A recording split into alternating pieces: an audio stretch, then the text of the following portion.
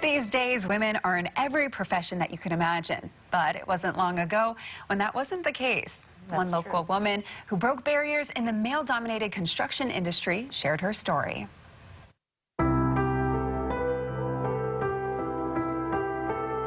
I started in the trade in 1985 after 4 years in the Army. I went to a trade school and took a test, told I could do anything I wanted to. Started off in electronics. I didn't like sitting at a workbench, so I asked to go back to the electrical shop, and I was told by the counselor, Mr. J.C. Bobbitt doesn't let women back there. I informed her that the VA was paying for my education and ended up in the electrical shop, teaching a lot of guys the bookwork, the math, and moved to Atlanta. I ended up putting first initials only on my applications. Took a test, got a call back to start that next Monday, showed up tools in hand, and was told I don't have a job because they don't hire females. I told my husband what happened, and he told me to go to the IBEW Hall, and I asked what that was, International Brotherhood of Electrical Workers.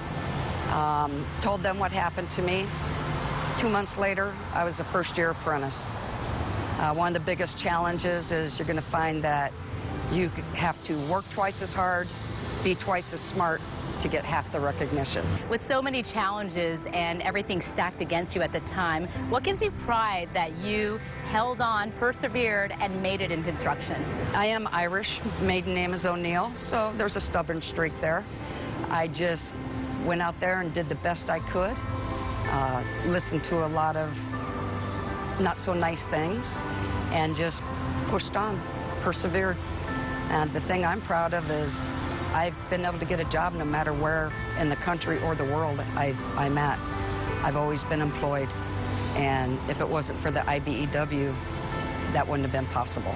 What would you say is the most important change in the construction industry right now, and what role will IBEW play with that? The IBEW has adopted a program called Code of Excellence, and in that Code of Excellence, you're providing the best services for whoever you're building out for. 8 for 8, don't be late. If you can't motivate, hit the gate. I take a lot of pride in that. If there's a little girl out there who's thinking, I didn't know this option was open to me, what would you say to her? What would your advice be? There's definitely a future in construction for women.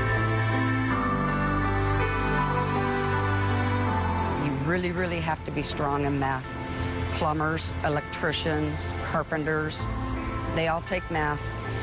And even if you don't use that math, once you turn out as a journeyman, you will need it, especially in the electrical apprenticeship program, to make it through. I did it, and the thing I'm proud of, no matter where I go, I can get a job. I've lived all over the country and outside the country, and I've always been employed.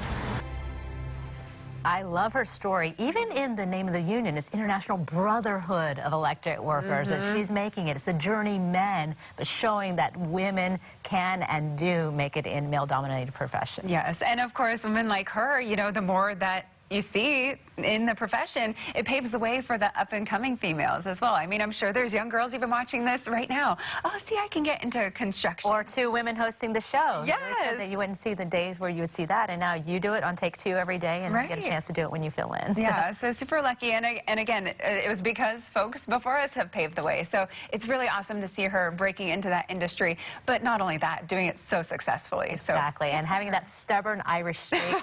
I love that. I'm part Irish, so I can relate. You got it.